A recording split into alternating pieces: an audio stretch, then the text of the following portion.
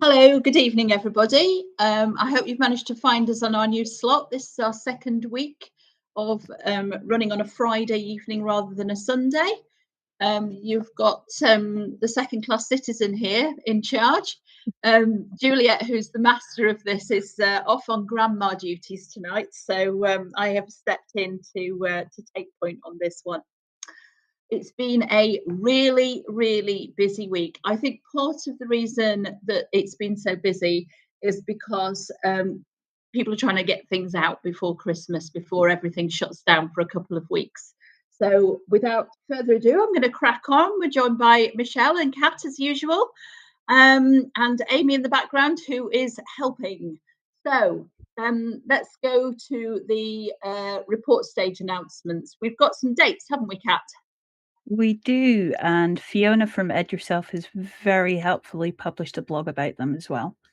We have, where is this list? Starting on the 14th of January and going through to the 3rd of February for the report stage. Yeah, so this is the final stages in the House of Lords until it goes back to the Commons for amendments to be considered, and then it enters the stage of ping pong.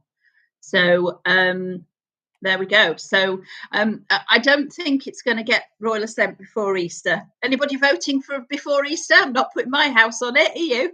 No. Right. Okay. There we go. So Yep. yeah, it's ongoing. It's started up again. Nothing delayed it other than the fact that they had so much on the books that they had to discuss that it just got pushed to one side for a bit. Okay. I've just noticed something. We've been done out of a report stage day because it should be half the amount of days. There's only 5 there. There should be at least 6. Oh yeah, because it was 13. Was it 13? Yes. Because I had the discussion with people. Will that mean it'll be 6 or 7 if it's half the days? And they've only got 5 there. Naughty. There may be more to come. Yeah, it might just be they haven't published the full lot, but that's unusual. Well, we'll keep an eye on that. Right, moving swiftly on. Right, okay, so we've had the announcement of a new National Child Protection Authority. I've had a quick look. There's a consultation attached to this, and also that very interestingly, an amendment put in by Lord Mohammed of Tinsley into the amendments of the Children's Wellbeing in Schools Bill, calling for this authority to be established within 6 months of the day the Act is passed. A couple of things, really. The first thing is that this is a massive undertaking. Even if it gets royal assent in, let's say, July, I think 6 months after that, you're way too soon to be establishing something with arms and legs as big as this. And then I had a quick look at the consultation, and it says, do you agree with the scope and purpose of the authority?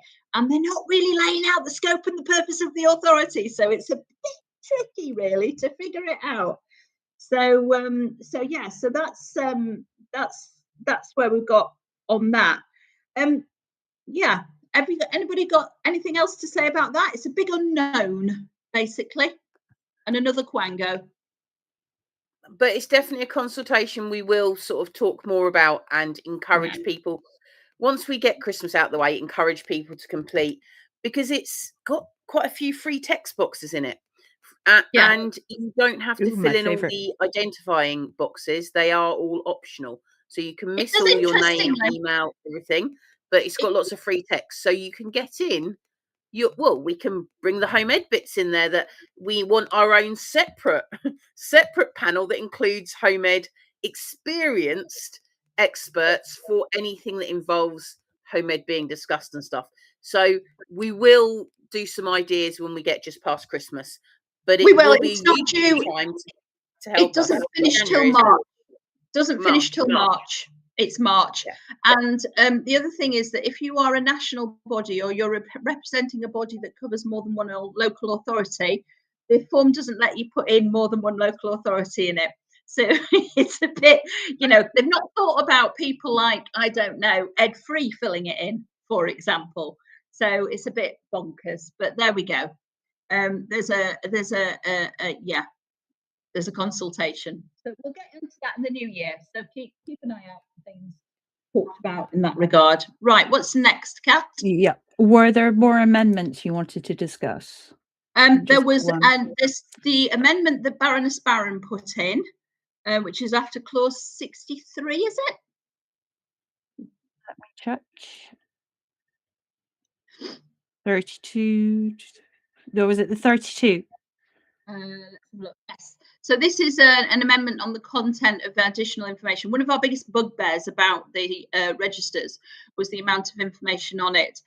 Her clause is restricting quite a lot. So it's taken out the how much time they're spending in education, who else they are doing the education with, etc., etc. So a lot of the problems that we have with the registers, she has removed in her amendment. The government will accept it, but at least there's an attempt at it there. But I think there is maybe merit in people writing to Baroness Smith of Malvern and saying, you've noted this, and this actually appears much more respectful than the current drafting, and can the government consider this seriously? Because I think she needs to realise how excessive it is. Now, I still would prefer there to be no register, but this is 1,000 times better than what's already there. So at least if we get the government thinking along the lines of it is intrusive, it is excessive, at least then there's a mechanism for them to potentially allow an amendment through that makes it better than it is now. Yeah, definitely. There was another amendment actually about child in need thresholds. Don't worry about finding it right now, but Okay. there was another amendment about child in need thresholds. Child in need is very, very poorly identified. It encompasses many things. You can be considered a child in need because your parent has cancer. You can be considered a child in need because you are disabled. There are many things, and some consistency about child in need thresholds is indeed quite an interesting thing to cover, especially as Baroness Barron wanted to introduce a possibility of refusal for deregistration and removal of the right to home educate for children on a child in need plan. Okay. So next up we have your national youth strategy. Oh boy, oh boy, oh boy, oh boy. Where do we start with this one? So we've just been looking at this. So this is all glitzy and lovely, and here we go. How the last year's hasn't COVID been awful, folks? And you've all suffered terribly. Blah blah blah blah blah. Here's our national youth strategy. So if we whiz down to page 5, Kat. Page 5. Yep, sure thing. Here we go. This one. Yep. Yeah. So the reason we've put the propaganda document up, and I use that term in its truest sense, it really is a propaganda document. The reason we put the propaganda document up is because we want to show you how this is being sold to children. So this is a whole strategy. This is basically a collation of all the things that they're trying to do for young people or to young people and their families. And it's all put kind of in one document. So here's action 1, trusted adults. So here it says nearly 1 in 5 of you say you don't have a trusted adult in your life outside of the home, and that's something we need to change. And then the next sentence, which is the one that makes us go, hang on a minute. We're making sure there are more adults around you who are ready to listen, who understand what you're going through. We want 500,000 more of you to have access to an adult you trust outside your home. Now, there's been a lot of chatter about this stuff. So Michelle was saying earlier that we're hearing more local authorities and social services departments saying that, well, if they're home educated, how are they going to talk to anybody who's not in their family if there's any issues, blah blah blah. And anybody with a slightly long-term memory will remember the named person scheme in Scotland, which got chucked out. And this, to our mind, is a halfway house to another named person scheme. where they're trying to make sure there is a named person. So if we whiz down to the next one very quickly, action 2.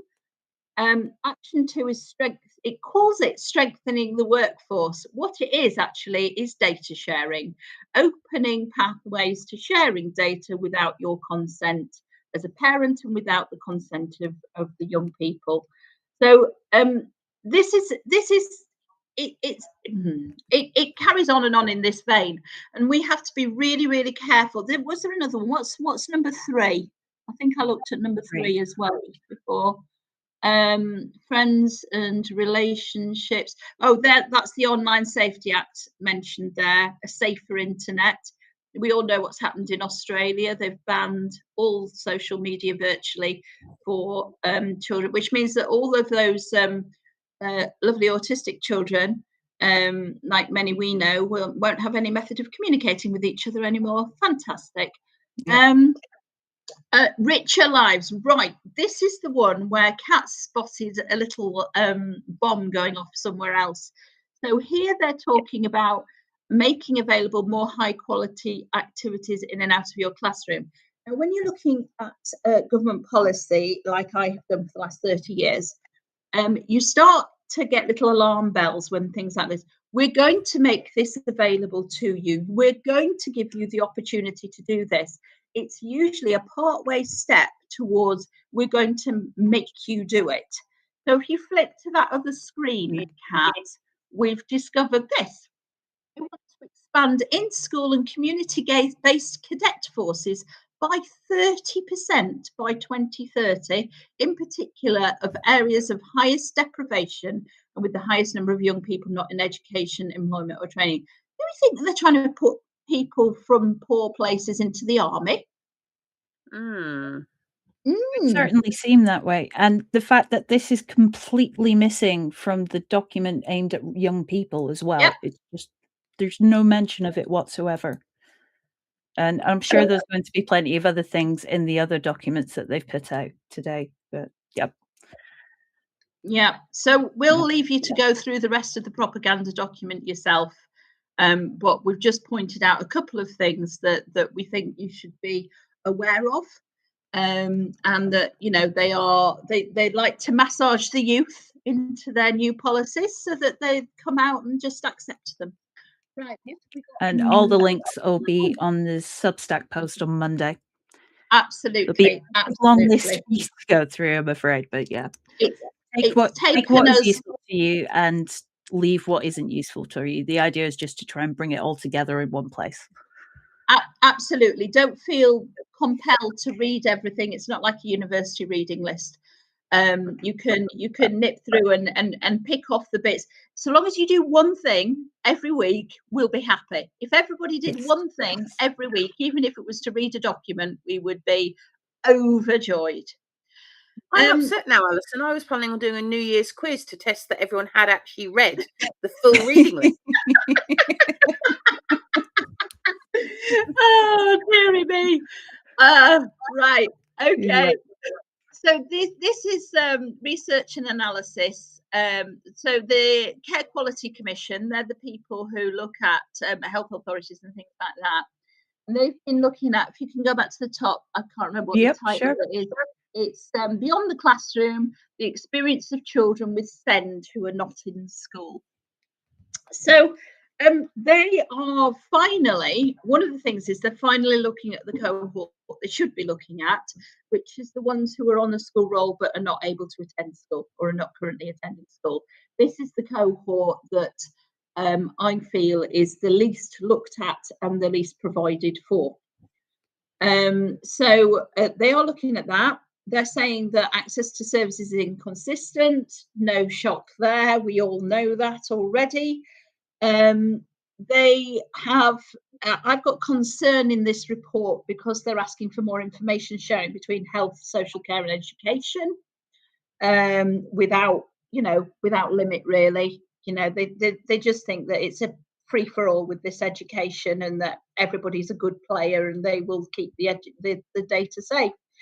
But the good thing that's in here is they're calling for better processes around education other than in school. which I'm really, really pleased about. And the Special Needs Jungle have brought out an article that basically says they're interested in that, develop EOTAS guidance.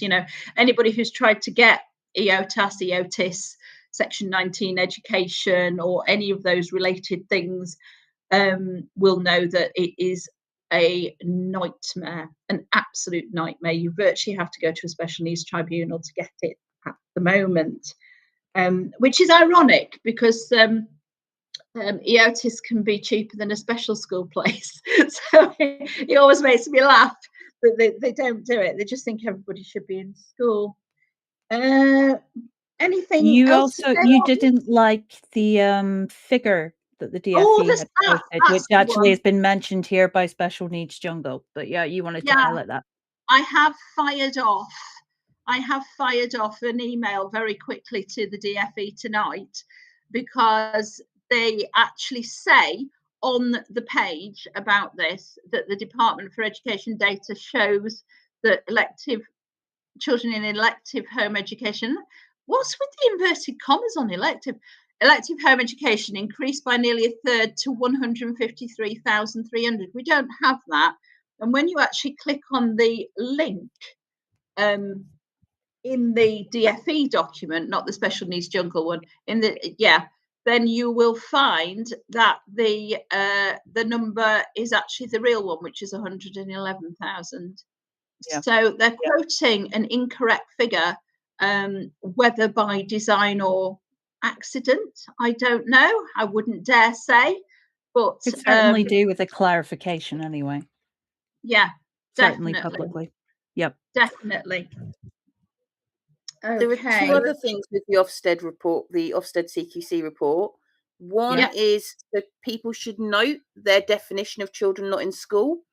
Yes. Because it is much wider than, doesn't surprise me, but it is much wider than a lot of people realise that it would be. And they directly link their definition to being inspired by the Children's Wellbeing and Schools Bill's definition. But yeah, that's not in the Special Needs Jungle, that's in the actual Ofsted report.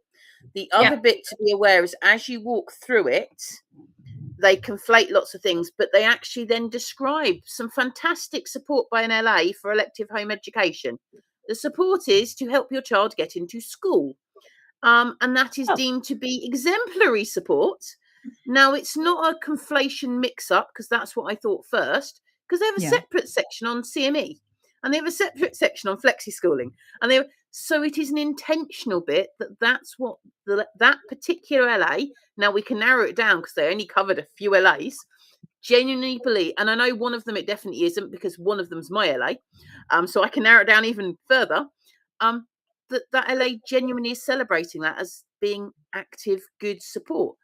And they're using it for elective home education. If they said for those children who are classified as elective, but the parents say are forced, I wouldn't have an issue with that.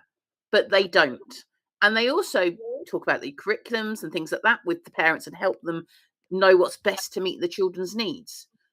But nothing about whether that is what the parent wants. And that is just a slippery slope for me, particularly when they link it to the Children Not in School register in the Children's Wellbeing and Schools Bill. And then later on, they start talking about support, and they think this is a good bit of support.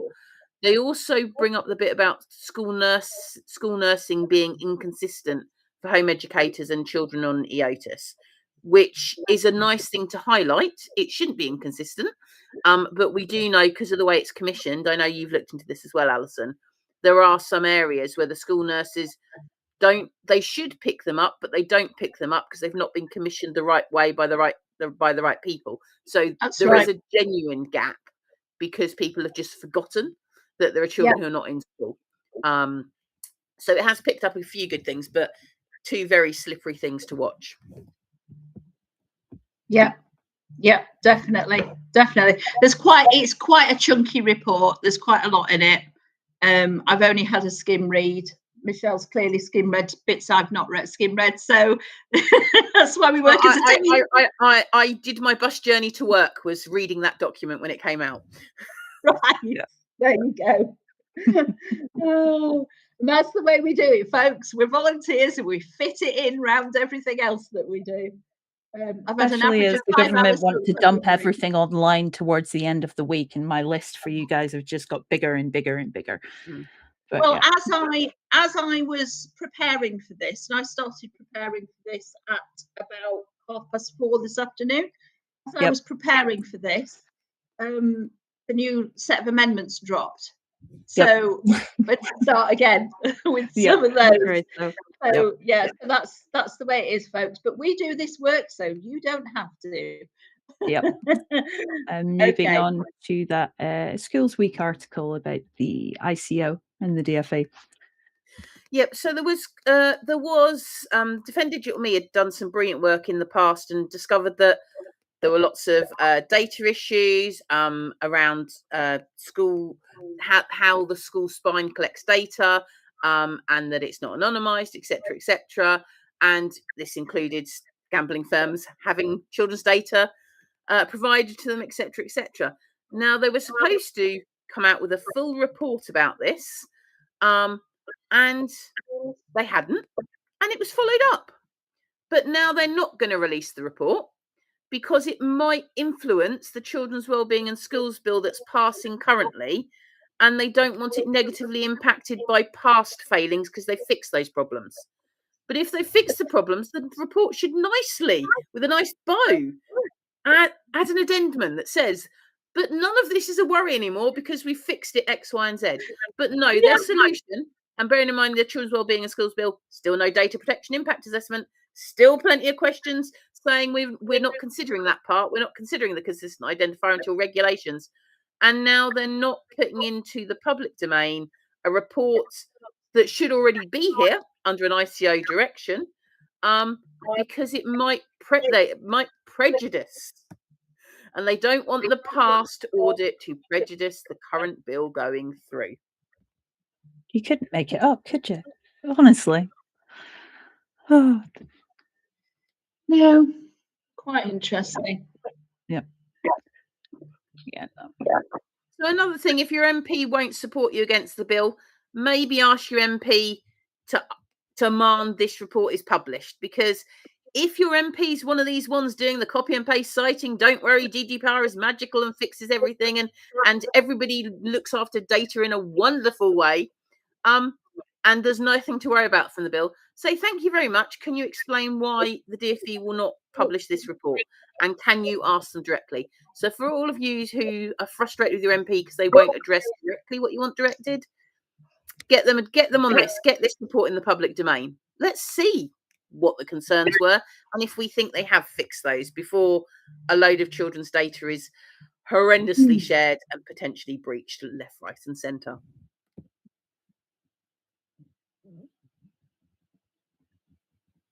We still got you there, Alison. It's just lagging a little.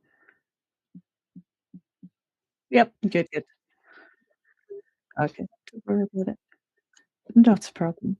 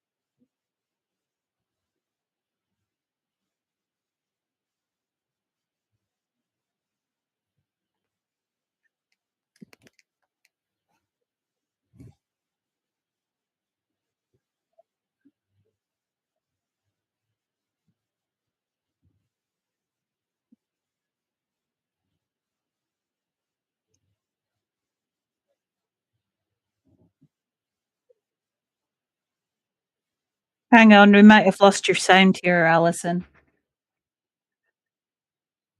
Alison, I think we've lost your sound here. I can hear you, but it's not coming through here. Give me 1 second. Just that one. I think it was when you had your little blip. Try now. Can you hear me now? Yes, it's coming through now. No? Yes. Yes.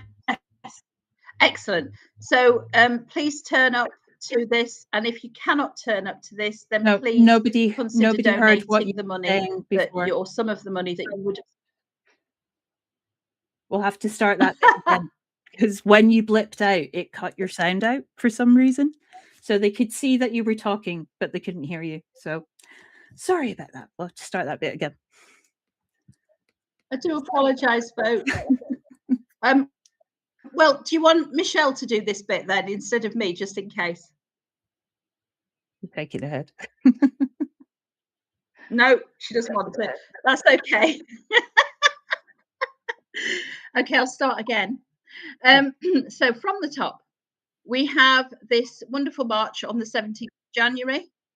It's an all-comers march. They're not all home educators. Please bring everybody you know who objects to the bill. We will not all be people who agree with each other when we are marching and rallying. We have one thing in common and one thing only, and that is we are against the bill. So please come to it. Don't expect everybody there and his dog to agree with everything that you believe. That's not how these things work. But we need the numbers. We need everybody who disagrees with any aspect of this bill, which is basically every word of this bill, to rock up. If you can't come, then please consider donating your travel expenses or what you would have spent on travel to the fund. We've got £1,950 raised so far.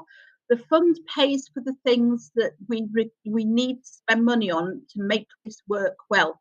So, for example, we need a stage, we need a PA system, we need licenses, we need lots of other things. We need a little bit of merch, we need some high-vis jackets. You know, it's stuff like that that make the protest work really well.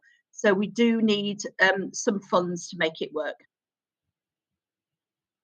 Link below.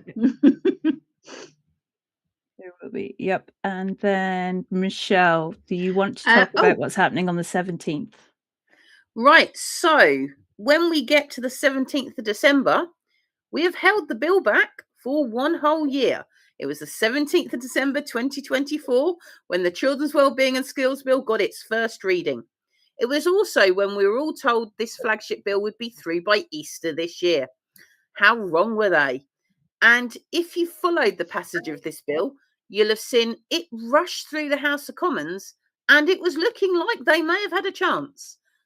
But luckily, the members of the House of Lords actually listened to real people.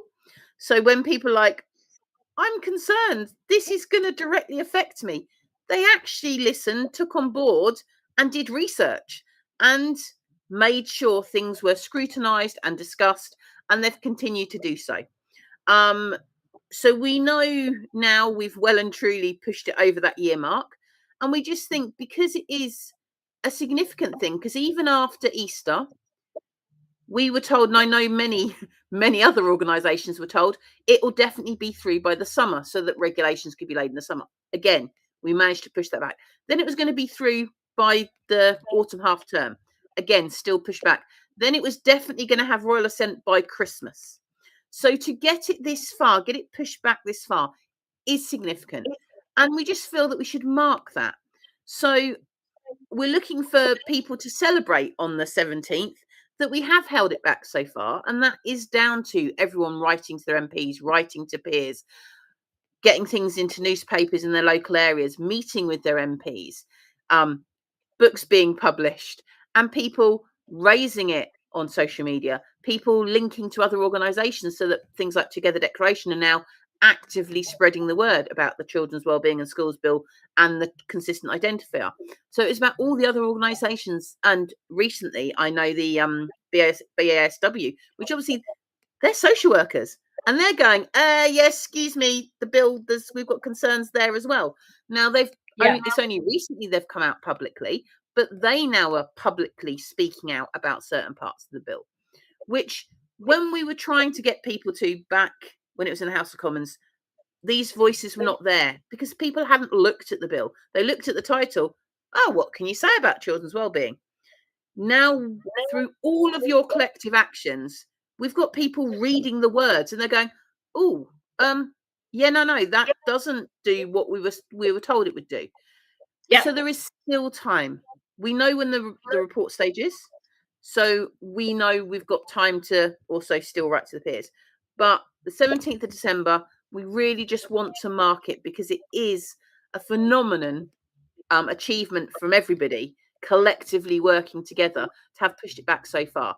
So we will, throughout the day on the 17th, there will be different bits going on the page. But we also look forward to other people telling us how they're going to celebrate the birthday of the bill. And let's hope it doesn't let's hope it doesn't exist as an act to have a second birthday. Yes, I agree. And just remember, it took all of us a long time to get our heads around this bill. It's written in such a complicated, convoluted, and verbose way, with arms and legs and things that don't work. We've tried to draw flow charts of some of the procedures, and they don't work. It's a mess. So it's not surprising that people like that did not come out, and because they understood it right at the beginning. Like Michelle says, it's got the words well-being in it. What's to argue about? But try and find the well-being in it, because we haven't found it yet. So thank you for everybody who has helped so far, and let's carry on and get rid of it. Yep. And moving on, you wanted to talk about this one, Alison. Yes. Michelle and I both work in special needs, and we both chuckled when we saw this. There's a black hole in SEND. There's a deficit. What's the deficit at the moment, Michelle? About 6 or 7 billion? Yeah, depending on whose figures you look at, it is around about 6 billion plus. So there's a debt already owed by 6 billion, of about at least 6 billion. So the 3 billion's a drop in the ocean. Even if there wasn't a debt, 3 billion quid would not pay for very much. When you start looking into the detail of this, or what detail they have released of this, it's very, very minor changes. So what they want to do is they want to introduce a room in a school so that they can send the kids in there once they get overwhelmed. Well, how about having a place that they don't get overwhelmed in the first place? It's not a solution. It's absolutely not a solution. It's just trying to shut the populace up about the fact that there's not enough money out there. It's not a transformational expansion of specialist things. I've seen calm learning in spaces in mainstream schools. I've also seen teachers forbid children from entering them because they've been naughty. Yeah.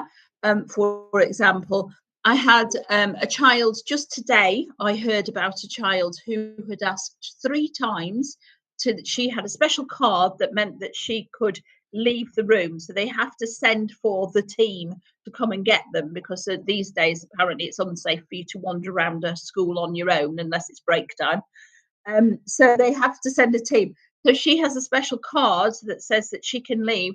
And the teacher ignored her 3 times, by which time she was so dysregulated she kicked off. And then they decided that as a result of that, that was her choice in behaviour. So they were going to give her a detention. So, this is what actually happens in school. This is not going to change those actions. What we need is better training. We need better places. We want kinder schools. We need calmer schools. We need more special educational needs places. We need smaller classes.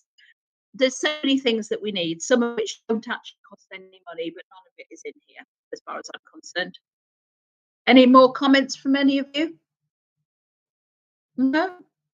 Michelle, you're muted. Okay. It also gets worse than that, because how they're finding this money, they haven't found a new pot of money down the back of the sofa. What they're doing is they're cancelling the plans for some new alternative provisions and free schools that were due to be being opened. So they could have gone, what we're going to do is we're going to ensure these new schools being opened will be more inclusive.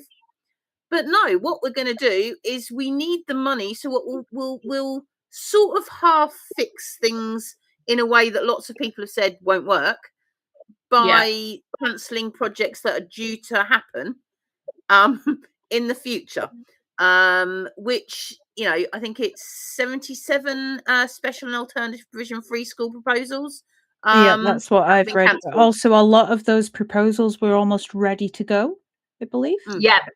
So these ones that they could have literally said, well, we'll only allow you to open if you ensure you are inclusive, which would have been a much better use. No, we'll cancel those, and we'll take the money and go for something that a lot of people have said is probably not going to actually be a solution. Yeah, it's no good creating a room for somebody to go to if you don't then allow the kids to go to it, for example. Yeah, we'd have been much better off with more AP places and stuff, but the government is determined, I think, to get rid of AP as far as possible, alternative provision as far as possible. They want every child in school, including those who are co-educated. So there we go. Yeah, we've got a comment from Christine here saying, thanks for saying, Michelle, 2.9 billion was originally allocated to building free schools, 100 million extra allocated, but no more free schools to be built. Does the DFE know what they're doing? Yeah, we feel you, Christine. That would be a no. Maybe we'll ask them in the next meeting. Yeah, that'll be Thursday then. Oh, really? Yeah. And then we've just got one more thing to cover just quickly at the end, which is, once I get rid of the cookies, Children in Chancery, which is for sale. And it's come up Yeah, quite small. So this, sorry about that. Yeah. Joy Baker's book. Joy Baker is our home ed hero from the past. And her book was republished very recently with a foreword in it by our very own Julia English. And there are another 2 books, companion books, published with it that are about the home life of Joy and her children. This one's actually about her struggle to determine the education for her children. It's a brilliant read, absolutely brilliant read. Read it in the, remember that you're talking about the 1950s and 60s when you read it, just saying. But yeah, it's a brilliant read, and it's not expensive either. So every home educator should have one of these on their bookshelf, definitely. Yep. And that's everything I've got to share today. You go. I don't know if there was anything else you wanted to cover. Are we not mentioning Christmas card action? Ooh, yes. Oh, yes. Forgot about that. Ooh, how did that come off my list? I don't know. Yeah. So hopefully some of you have seen. Hopefully some of you have seen the Google Drive with the different options for Christmas cards that you can send to your MP and put a nice message in about why they should oppose the Children's Wellbeing and Schools Bill, or thanking them if they're one of the people who did turn up to the petition debate and passionately spoke on your behalf. There's no harm sending one to those anyway, because they already understand the concerns that we have. I love the one. My favourite one is the one where it's got the they're setting lights to the children, and all I want for Christmas there's is a few of those. Yeah, there's some really good ones. Well, there will be a link underneath this in the Substack. Let me just share it so you guys can see. There we go. Which one is it you like? Because there's a few on fire. The one bottom right. That's my favourite. This one. Yeah, I like that one. Yeah. So yeah, feel free to send it. But you can send these places like Moonpig and places like that and get them printed off officially, so they look like a proper posh card. That might be, that might be quite an interesting thing to do.